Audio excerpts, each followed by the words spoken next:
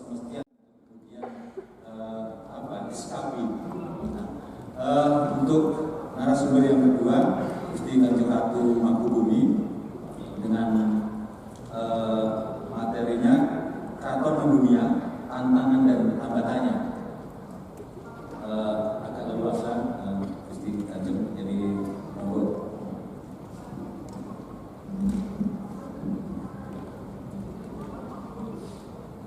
Saya kayaknya izin berdiri. Siap. Soalnya capek. Jadi sugeng enjang Bapak Ibu sedaya dan Pak Heru dan Mas Moderator, senang sekali bisa bersama-sama dengan Bapak Ibu, Mas-Mas dan Mbak-Mbak, dan kemudian beserta tim pada pagi menjelang siang kita bicara tentang budaya Jawa. Saya sendiri juga masih belajar karena ya pengalaman hidup itu kan sampai kapanpun kita terus belajar. Kalau tadi Pak Heru menyampaikan tentang teknologi, Pak Heru memang bidangnya teknologi. Pertama kali kita ngobrol, saya cuma tanya Pak Heru, gimana ya caranya di HP itu ada monocolok. Jadi kita kan juga gak kalah ya sama handphonenya yang orang Korea, handphonenya orang Jepang yang ada huruf-huruf mereka itu. Tapi ternyata bertahun-tahun ya Pak ya mengerjakan PR ini dan sampai sekarang belum selesai. Ya mohon maaf. Saya setuju kalau ke depan itu memang teknologi sangat luar biasa karena selama pandemi ini sangat pesat. Kita harus belajar tentang Zoom, kita belajar macam-macam. Bahkan tadi yang menggunakan TikTok itu justru ibu-ibu kan, anak muda. Tapi ke depan saya setuju dengan teknologi, tapi jangan sampai kita dikuasai oleh teknologi. Karena kita adalah wong Jawa, bukan robot. Ya saya mungkin pengen mengajak juga Bapak Ibu untuk lebih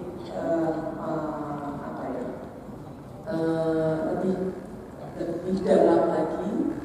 Tadi seperti yang disampaikan saya lebih cerita ya daripada PowerPoint, soalnya kadang-kadang saya bingung gitu kalau PowerPoint. Karena terus akhirnya terbatas apa yang dibicarakan. Jadi tadi yang seperti disampaikan Pak Heru, budaya adalah benda dan tidak benda. Kalau saya lebih kepada ada benda, ada tak benda, ada yang bisa dilihat, ada yang tidak bisa dilihat, ada yang dirasa, ada yang dilihat, dan ada kepekaan. Kita sebagai orang Jawa harus, mungkin sebagai manusia kita juga harus peka, tidak hanya orang Jawa. Dengan kepekaan itu kita bisa motoros itu karena akan nyambung dengan kepekaan, perasaan, dan apa yang kita lakukan. Itu menjadi salah satu kunci kita sebagai orang Jawa atau yang muri-muri. Nah, budaya Jawa untuk tantangan ke depan ataupun juga keraton untuk tantangan ke depan. Memang banyak sekali tantangan yang kita hadapi, apalagi sekarang yang di dalam struktur organisasi kita perempuan semua dan kebanyakan juga masih laki-laki, tapi perempuan sekarang di keraton juga semakin berperan. Karena semua ini kita coba untuk aktifkan kembali dan ya kita bersama-sama belajar di dalam berorganisasi di dalam kami masuk kurang lebih saya sama adik-adik kurang lebih di tahun berapa ya? 5 tahun yang lalu ya? 2015 atau 2014 2015. Jadi kami mempunyai struktur di dalam keraton. Jadi seperti struktur di dalam keraton itu seperti departemen di dalam suatu negara. Kita presiden kita adalah raja, kemudian kementerian-kementerian itu adalah kabupaten agung gitu ya. Yang tadinya itu adik-adiknya Bapak itu masuk di dalam 11 departemen. Karena adik-adiknya Bapak itu banyak banget ya, ada sebenarnya totalnya itu ada 20 Bapak saya punya adik gitu ya. Banyak banget gitu. Tapi yang dimasuk dalam organisasi itu ada 11. Adiknya ada 11. Nah, karena kemudian kita ini cuma berlima, jadi departemen itu kemudian dipadatkan 5, tapi apa ya, kalau di kementerian itu departemennya 5, tapi bagian-bagian itu banyak banget gitu. Dirjen-dirjennya banyak, kemudian deputinya banyak, gitu. Jadi bidangnya macam-macam. Nah, kemudian tahun bulan April yang lalu itu lebih disempurnakan lagi. Kita lebih supaya jadi yang sebidang kayak sekarang lah BUMN itu kan juga sesuai dengan bidangnya. Kalau hotel ya dikelola jadi hotel, kemudian mana BUMN yang mengelola hotel sama dengan di kami gitu. Jadi yang sesuai dengan departemennya atau bidangnya itu dijadikan satu. Jadi kalau adik saya ini kebetulan departemen yang baru karena kita mengurusi aset dan sebagainya. Jadi saya bawa ini waktu itu ya. Jadi di departemen saya ini namanya Datu Dono Suyoso, Kawedanan Bageng Punokawan Datu Dono Suyoso. Gitu. Jadi departemen ini baru, lingkupnya adalah ngurusi aset, ngurusi tanah, kemudian ngurusi petilasan dan pesanggrahan, kemudian juga ngurusi rehab dan renovasi. Jadi seperti PU-nya lah gitu. Itu ada, jadi kita ada BPN-nya, ada PU-nya, kemudian situsnya itu cagar budayanya lah. Jadi bagaimana petilasan-petilasan, pesanggrahan ataupun kawasan-kawasan warisan budaya ataupun situs-situs yang kami punya, itu kami coba untuk kita jaga dan kita lestarikan. Karena PR kita adalah menjaga dan melestarikan, karena bukan milik kita pribadi, tapi milik lembaga keraton. Nah, kemudian adik saya yang nomor 2, Cokro Kirono, itu ngurusi lebih kepada seperti sekretariat negara gitu. Jadi seluruh surat menyurat, perjanjian, terah dan sebagainya. Jadi kalau di departemen itu kayak Pak Pratiknya lah gitu. Nah, kemudian adik saya nomor 3 itu lebih kepada ngurusi tradisinya. Jadi upacara-upacara di keraton, kegiatan-kegiatan di keraton, prajurit, keamanan, kayak gitu. Itu adik saya nomor 3. Kemudian adik saya nomor 4 lebih kepada database. Nah, ini yang sesuai sebidang dengan Pak Heru ini, karena dia sekolahnya juga teknologi komputer. Jadi lebih kepada pendataan, kemudian yang mengelola media sosial, kayak begitu, media sosialnya keraton dan sebagainya. Nah, adik saya nomor 5 itu ngurusi pariwisata, budaya, gitu. Jadi lebih pada bidang-bidang yang kami ikuti. Nah, itu adalah struktur terbaru sejak bulan April yang lalu, lembaga resmi dan sudah ditandatangani oleh saudara, dan kami sudah bekerja sejak di tahun 2015 seperti itu. Nah, di dalam perjalanan rupanya tantangan itu luar biasa, karena satu sisi kami harus mengemban budaya, ada yang bisa bukan dimodernkan ya, tapi bisa mengikuti perkembangan zaman. Tapi ada yang pakem itu yang tidak bisa kita apa-apakan. kita harus ngikutin gitu. Nah ini yang kadang-kadang ada juga yang pakem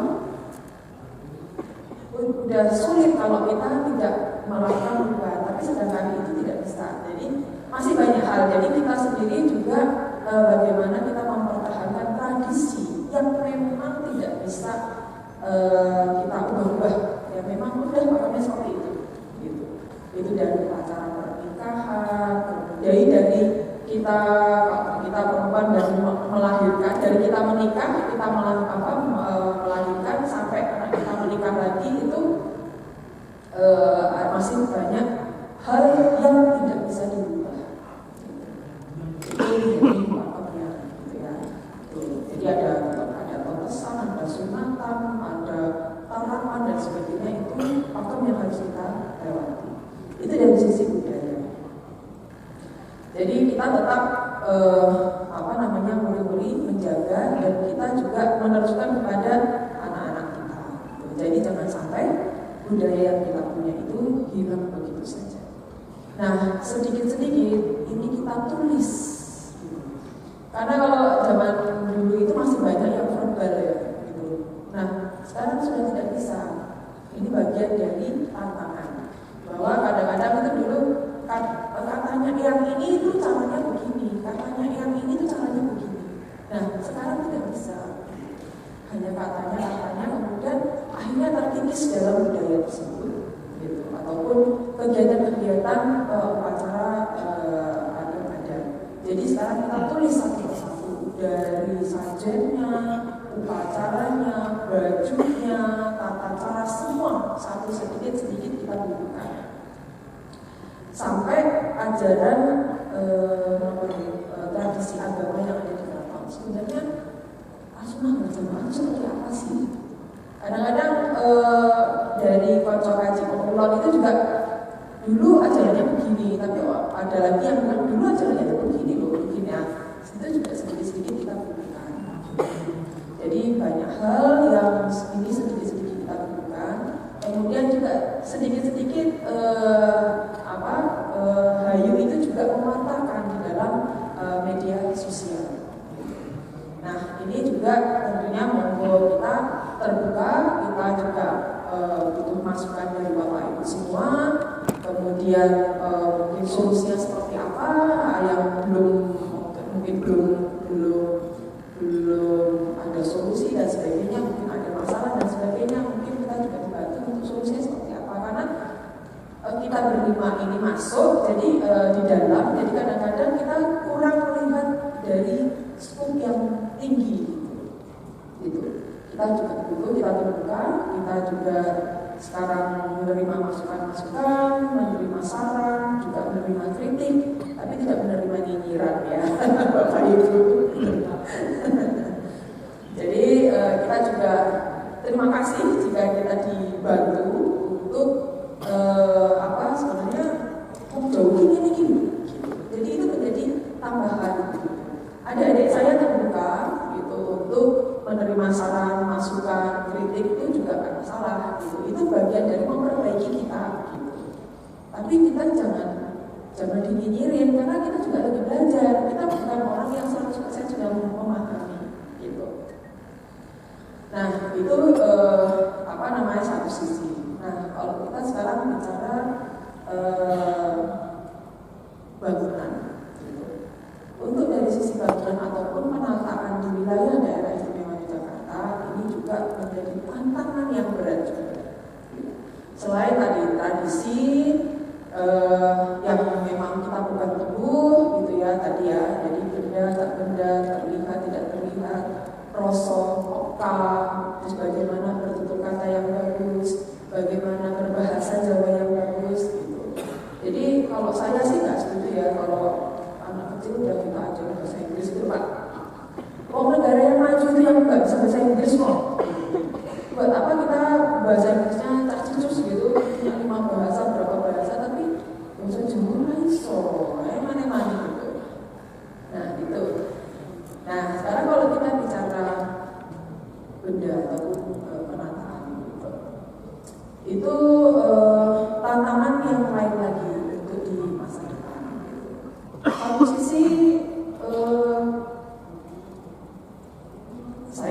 sudah diskusi juga sama Budian, Bu, kayak gini nanti ke depan yuk bagaimana kita punya mimpi besar, kita pengen punya mimpi besar gitu.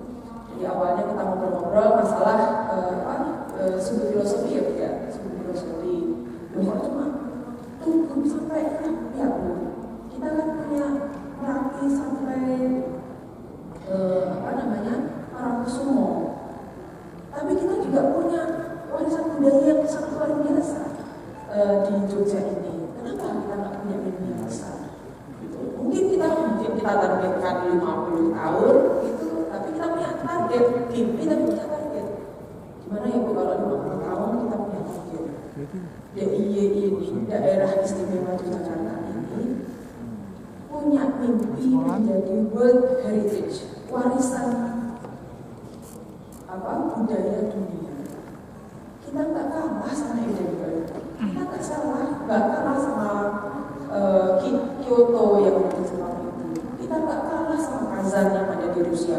Yang satu pulau itu ada pengakuan UNESCO itu ada 3 atau 4 tempat gitu, 4 area, dan kita sudah terjun ke sana. Dan itu luar biasa bagaimana mereka itu benar-benar memegang teguh tradisi. Nah, untuk mewujudkan itu, PR-nya adalah paling utama adalah pengendalian pembangunan. Jadi bagaimana, yuk kita bareng-bareng, kabupaten, kota, DIY, bareng-bareng kita punya mimpi besar yang kita pengen menargetkan di sana. Nah, tentunya juga dengan support Bapak Ibu semua bisa mewujudkan itu lebih cepat. Gak 50 tahun gitu. 50 tahun itu masih kira ya 100 kali gitu. Jadi sebelum 50 tahun mungkin kita sudah bisa mendapatkan itu.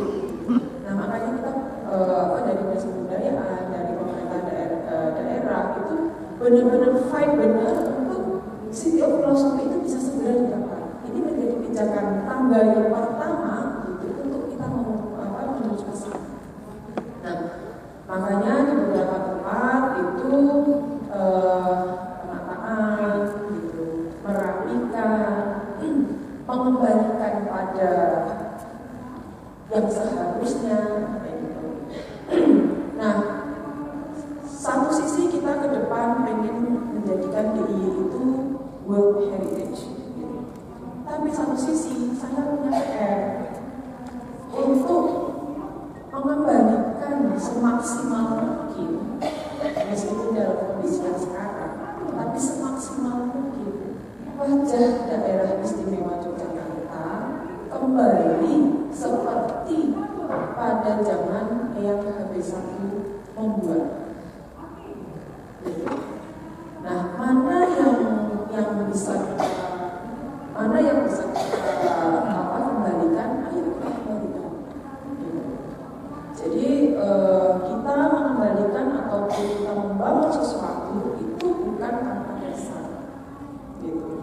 Tapi kita punya dokumennya, kita punya kita punya cerita dari itu, gitu. Mungkin Bapak Ibu masyarakat, satu aja saya ini alun-alun kita buat kembali ke pasir dan kita pakai, gitu. Dulu di gambarnya HB2 dan HB5 itu ada gambar menggunakan pagar, meskipun pagarnya pendek. Keraton itu pasir, bukan tanah. Alun-alun, ngalur-ngalur, gitu.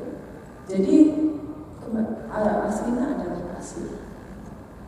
Nah, karena bertahun-tahun digunakan untuk pasar malam, kemudian kegiatan masyarakat, akhirnya lupa kalau alun-alun itu bukan area publik, gitu. Tapi halaman rumah depan, gitu. Nah, ini yang kadang-kadang banyak yang lupa. Akhirnya ya saya nggak apa sih dinyinyirin, dikatain macam-macam, tapi saya nggak masalah. Oh, itu halaman rumah kami. PR kami yang harus kami wujudkan untuk mengembalikan. Nah, pagarnya keraton adalah pojok benteng.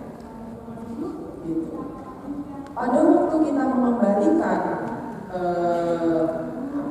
pojok benteng yang di Jalan Katamso itu banyak sekali pertentangan. Udah dibuat aja prasasti, udah buat aja dijadikan situs dan sebagainya. Buat apa? Pompi dibom Raffles sudah mati. Generasi Raffles nggak ingat-ingat kita juga. Gitu. Ngapain kita ingat-ingat mereka? Dan itu adalah pagar rumah kami yang dihancurkan. Jadi pagar rumah kalau satunya ambrol kan ya jadi nanti maling masuk gimana gitu. Nah akhirnya kita buka. Mungkin Bapak Ibu sudah lewat, sudah nengok. Mudah-mudahan suka dengan bangunan itu karena begitu dibangun kelihatan megah dan matur ya kemudian dan waktu singkat ya waktu lalu ya kemudian itu indah dan itu kita teruskan nanti pojok benteng itu kembali tembok-temboknya kembali mandi hibilnya kembali. Tapi kalau jalannya gimana ya kemudian itu nanti menghabiskan jalan itu bisa separuh gitu. Kita masih pikirkan tapi bagaimana tembok tembok pojok benteng itu kita kembalikan seperti semula karena itu adalah pagar dari halaman. Nah ini yang salah satu juga kita menjaga tradisi mewujudkan wajah DIY seperti asal usul, tapi kita juga menata ke depan. Gitu, ayo kita menata DIY ini lebih baik. Nah, kalau benteng itu sudah wujud, gitu, nah ini bisa menjadi cerita untuk generasi ke 500 tahun ke depan, 1000 tahun ke depan, bahwa ini loh, gitu. Benteng dibangun, alun-alun kita kembalikan itu bukan untuk saya, tapi untuk ke depan bahwa ini loh, semestinya kalau ini. Nah ini yang ingin kita kita wujudkan, kita persembahkan buat generasi ke depan, bukan untuk kami yang sekarang ini. Nah kemudian juga penataan di kawasan sekitarnya. Nah sekarang kan tahapnya baru di Malioboro, kemudian nanti di Tugu sana dan sebagainya. Nah ini penataan terus, mudah-mudahan bisa selalu berjalan dengan baik. Kemudian juga cara sosialisasinya juga baik agar permasalahan-permasalahan itu tidak terlalu banyak. Kita setiap hari ada masalah isinya gitu ya. Apalagi saya kalau dulu di panitivisme itu kalau udah urusan tanah itu setiap hari isinya masalah. Sampai ada masalah antar bersaudara aja karena bangunan dan berada di tanah kami, berantemnya di depan saya gitu. Saya disuruh jadi penengah gitu. Loh, kadang-kadang bukan urusan saya ya. Ya tapi itulah yang terjadi. Kami ini untuk urusan tanah itu kami lebih kepada pendataan, kemudian ya lebih pendataan lah. Seberapa banyak sih itu tanah yang dulu Pangeran Mangkubumi itu punya itu mendapatkan berapa luas dan di mana aja sih perjalanan beliau itu berperang yang akhirnya tahun 1755 Pilah Nagari itu terus ya Jogja menjadi sangat dari Ayub sangat kecil. Nah, meskipun kecil, ya kita punya tanggung jawab yang besar ternyata untuk menjaga itu. Karena sudah Jogja ini juga terlalu banyak orang dari luar yang masuk ke Jogja, yang tadinya sekolah, terus akhirnya tinggal di Jogja. Atau mungkin merasa nyaman di Jogja, akhirnya tinggal di Jogja. Kadang-kadang bapak-bapak juga ya. Tapi kita senang gitu, tapi gitu, ayolah bersama-sama kita membangun daerah istimewa Yogyakarta ini menjadi lebih baik.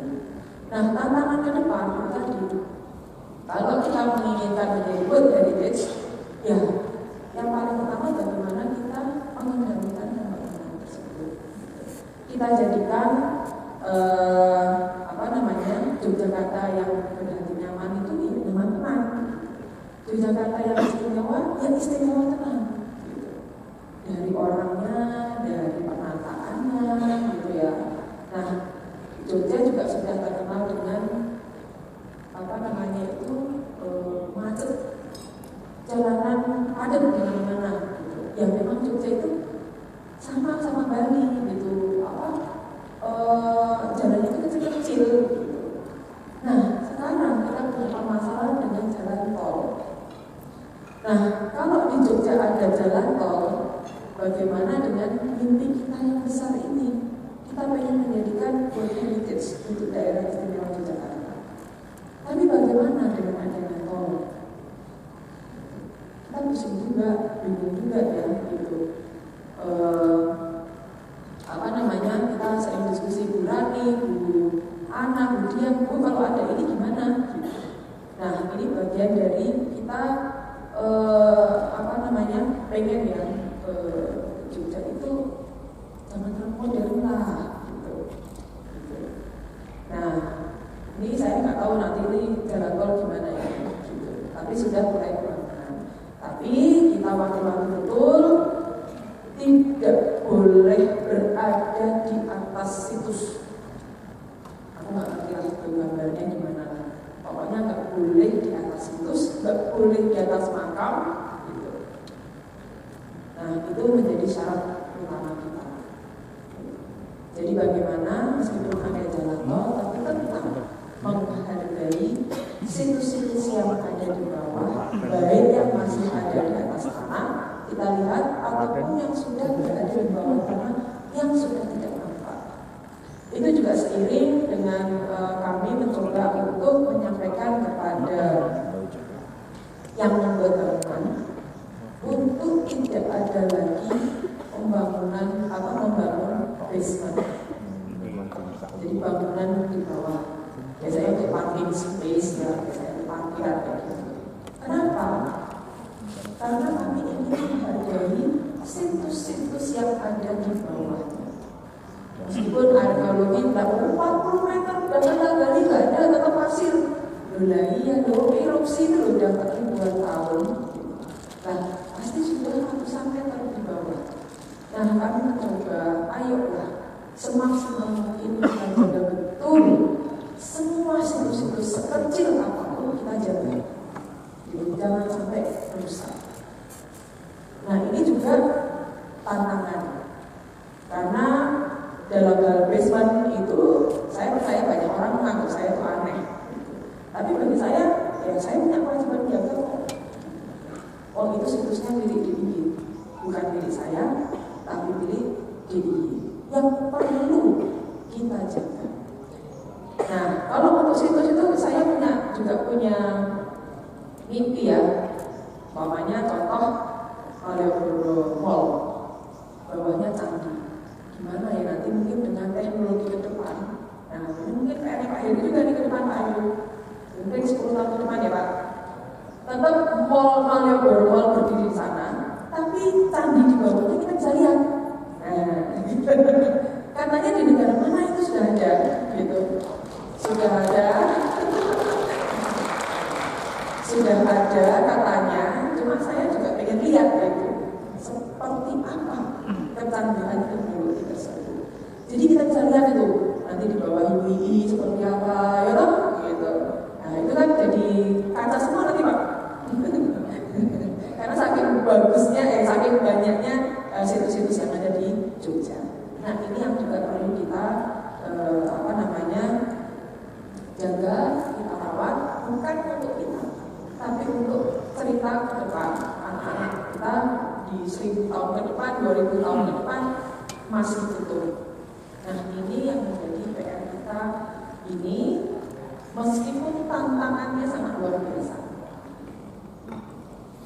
Ya hampir setiap hari lah untuk masalah base dan jalan tol saya di kata-katain bukan saya nggak masalah, nggak penting juga jalan tol di Jogja ini, ya kan? Jadi ya buat apa kalau kita punya jalan tol tapi kayak kecelakaan, banyak kecelakaan, kita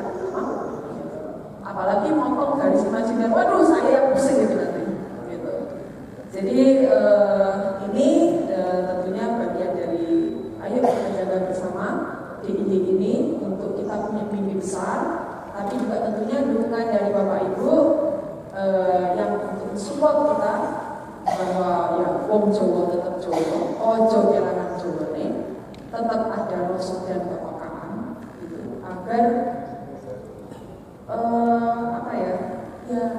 aslinya lah kita apa yang punya kita, ayo kita kembangkan. Yang bareng-bareng import, nanti dulu. Tapi ayo sekarang, kalau kemarin-kemarin kan barang import kita telan semua, kita ikuti semua. Tapi sekarang sudah saatnya, mungkin setelah kongres ini, gitu, ayo barang import ataupun semua yang import berbau import, kita tahan dulu. Kita kembalikan mundur sedikit, apa ya yang punya kita ini? Apa aja ya yang punya kita ini? Ayo kita buka lagi, kita pelajari lagi, karena itu adalah bagian dari jati diri kita sebagai wong Jawa. Nah mungkin itu dari saya, tidak lupa waktu yang bisa 2 jam ngobrol gitu. Jadi mungkin dari saya itu mudah-mudahan ini bisa menjadi bekal Bapak Ibu dan juga tentunya saran, masukan, solusi bagi kami juga kami memerlukan. Jadi pelajaran dalam pengelolaan budaya ini terus kita kita minta kritik dan saran. Kita nggak tersinggung gitu, kita terbuka dan mudah-mudahan dalam kebudayaan Jawa ini. Tadi saya juga nanya, Mas Budaya Bawono itu artinya apa? Kemuliaan. Wah, bagus kalau kita membuka lagi budaya Jawa untuk kemuliaan. Kemuliaannya jangan salah ini loh. Kemuliaannya Bawono. Skop yang sangat-sangat luas. Namanya Bapak Bu itu ya. Jadi sangat, jadi udah di luar sana lah.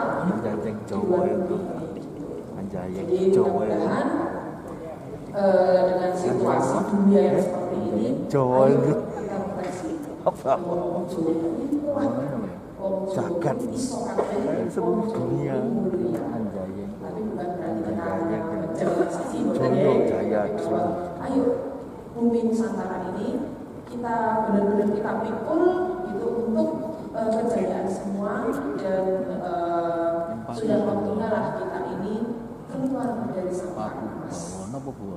Kita buktikan bahwa kalau kita makan bumi kita bisa terbang bebas, kita bisa berkarya dengan melihat cara Indonesia tadi seperti yang disampaikan Pak Heru gitu. Ayo kita memandang setinggi-tingginya kita mencari ilmu, selama-lamanya kita mencari ilmu di luar Indonesia, di luar Nusantara, tapi tetap kita ini adalah orang Indonesia berpijak di bumi Nusantara.